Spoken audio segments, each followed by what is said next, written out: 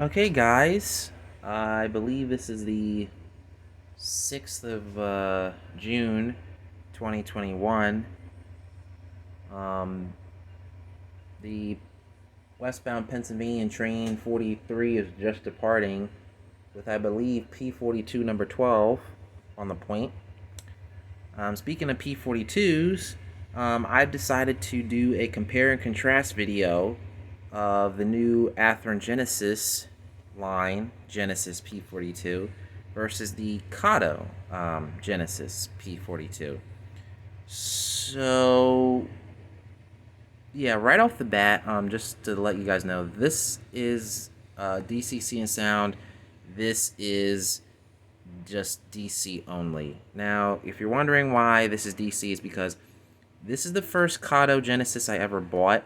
It's also the first Kato Genesis P42 I won in a bid on eBay. So I'm not getting rid of this engine because, yeah, and it's Phase 4 Heritage, so I don't really need to buy the Phase 4 Heritage Athearn Genesis P42. Not that I could find one anyway, and if I did find one, they'd probably be asking 3 times the price, if not more. So, let's get started. Let's get started with the front here. So, P4221 is on the left, Heritage 184 is on the right. So, the differences are when the P42s were delivered, they actually had a one-piece front here.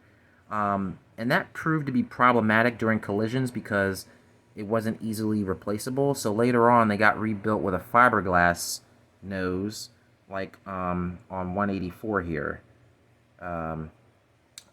Let's see. You get wipers on the Genesis unit. No wipers on the Kato unit. Mirrors on the Genesis unit. Athearn Genesis unit. No mirrors on the Kato unit. Roof details, based on prototypes, are appropriate. So the antennas are there. Front details. You get a lot more with the Athearn Genesis. You get MU cables, HEP connectors, HEP cables, air hoses, whatnot. I put the 158 couplers on my Athearn Genesis unit here. It's also got the coupler lift bar here, which is metal. The Kato unit, you don't get any of that stuff. And not only that, but you have to, I modified mine to have the KD coupler boxes on, but I had to put undershank couplers on them.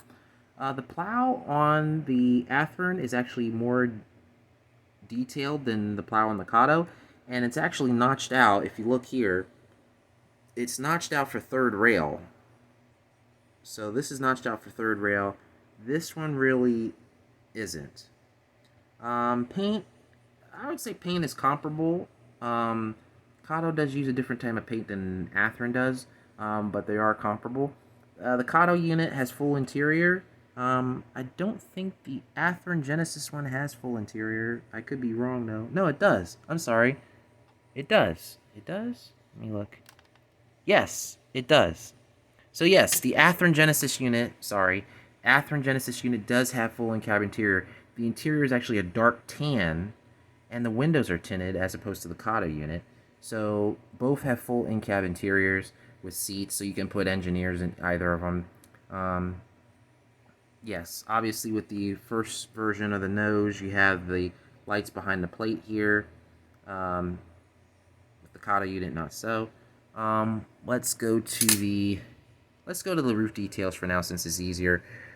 So on the Athearn Genesis unit, you get all the roof marking details. You get the GPS dome, K5L A horn. You get the lift bars for the sort of like removing the roof panels. You get your exhaust stack, and you get your see-through etched metal fan, which is really nice. On the Kato unit, fan is all cast as one piece, although they tried to give the illusion of the fan underneath. You don't get any of the roof marking details. Both exhaust stacks are comparable, although I think the Athearn one is a little bit more detailed, slightly. Horns are pretty comparable, except the Katos are plastic, Athearns are metal. GPS domes are different. Also, the roof vents on the Athearn are different than the roof vents on the Kato. So the Kato one actually has a later roof vents as opposed to the Phase 3 version. Let's go to the side details. So let's turn this one this way. And let's turn this one this way. So side details. So you obviously get the undercarriage detail. Your grab irons are separately applied here on the Athearn Genesis unit. Whereas on the Kato unit, they're actually just molded into the body to give the illusion of grab irons. I mean, that's okay. Yeah, it's okay. Steps. So on the Genesis unit, the steps are placed here. And they're actually a lot more durable than the Athearn Blue Box steps. They're a lot more durable. The Kato ones, the steps are placed in the same location, but the location as to where they connect, it's on the underside, the underside of the shell. So where the steps are here, that's where they're in place right there on the Genesis unit. On the Kato unit, they're actually here. So later steps on the 184 as opposed to the 21. Side grille details are very comparable. I think the Athearn ones are a little bit more finer in detail. Side grills back here, obviously body molded. Pretty much comparable to both models. Let's go to the rear of the units.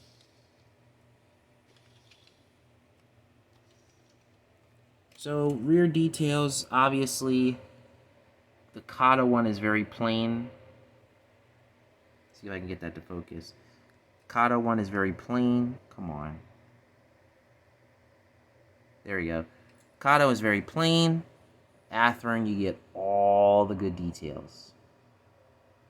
So, you get your sand filler hatches here, sand filler hatches here. So that's comparable between the two units. Yeah. Yeah. Let's go undercarriage details.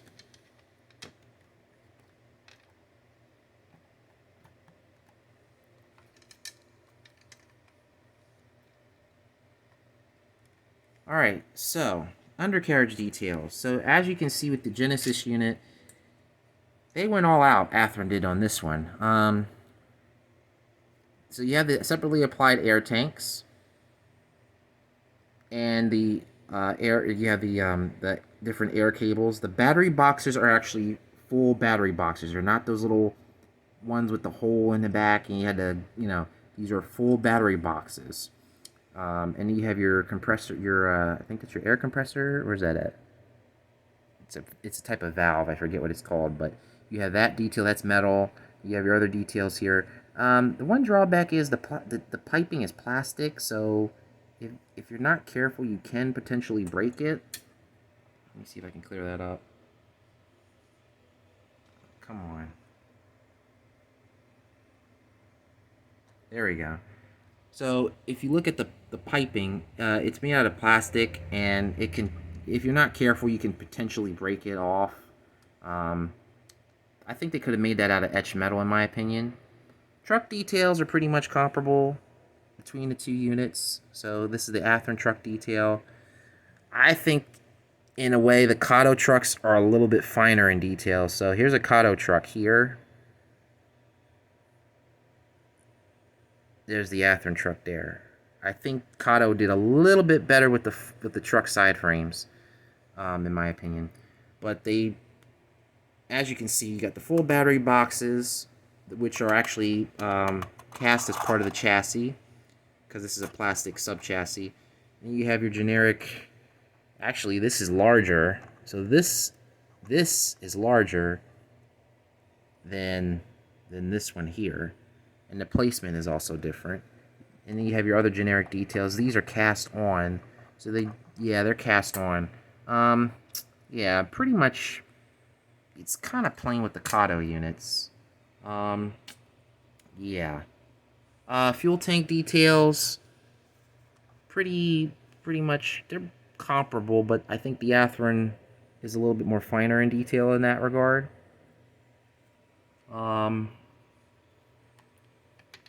Let's talk about weight. I don't have a scale here, so I'm just going by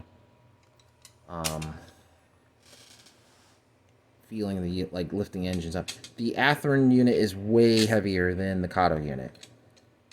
Kato, like, way heavier. There's, like, no comparison in weight at all between the two units. Athearn definitely went all out with the weight.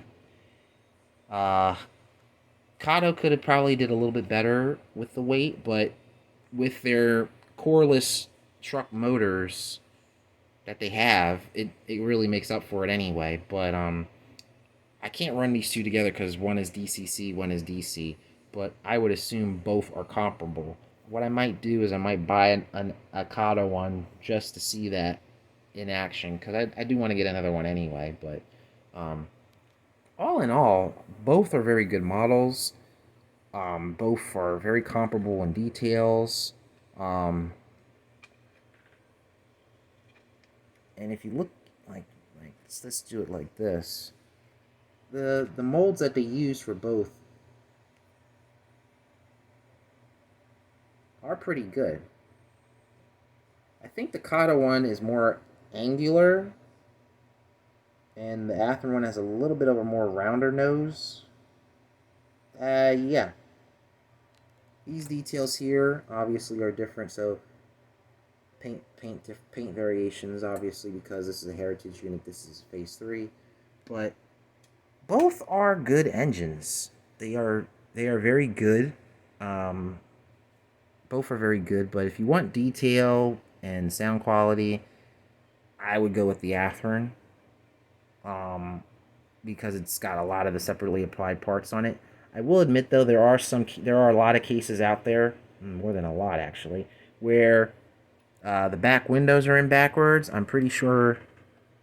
I still can't tell if mine are in backwards or not. I think they are. I haven't messed with it yet, but the Kato, yeah, mine are in backwards. Yep, I can already tell. Yeah, so mine are in backwards on the Athearn Genesis unit. That's common. That's one of the common things. Another issue is there's been paint issues, so people have bought some of the heritage units and the letters have been rubbed off. Paint has been smudged on these units. Headlights, marker lights weren't wired, or they were miswired, or one wire was missing.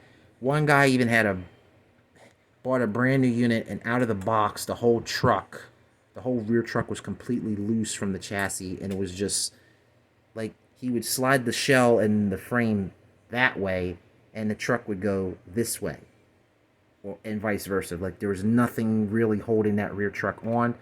One guy bought a phase 5 unit, and it actually got the phase 3 chassis instead. So for the first run, if you can find a good one from Athearn Genesis, snatch it up. If you can't, I would recommend waiting, or if you find one that was repaired, buy it. But I was blessed to get this one here. This was the last one at Nicholas Smith Trains, the last phase 3 that they had, and I bought it because somebody bought a whole bunch of them. Their whole shipment was pretty much bought before they actually got it in the store. And what people are doing, from what I was told, is they're buying these engines in bulk, and then they're selling them for twice or 3 times what they paid for. Like, that's crazy. I paid $250 for this. $250, brand new, which Kato is retailing with Sound and DCC for over $300. Now this here, I won that on a bid on eBay. I think I paid barely $120 for this. But like and that's the non-sound version. I don't know what the retail. I think the retail for the non-sound Kato units is like $180-ish. I think I could be wrong, but I know that non-sound units on eBay are running for the Genesis line are running like $179, $180, maybe $190. That's if you can find them, because some people are just buying the non-sound version and adding low sound decoders in them and just doing it that way. And oh, the cool thing is with the non-sound versions of these, they come with dual speaker baffles, whereas the factory installed ones only have one speaker baffle. So just to let you guys know that. All right, so I just wanted to share that this review video with you guys. I'm probably gonna set up my track and run this engine because I gotta hear it run. Yeah. So you guys be cool. I'll see you later. Bye, y'all.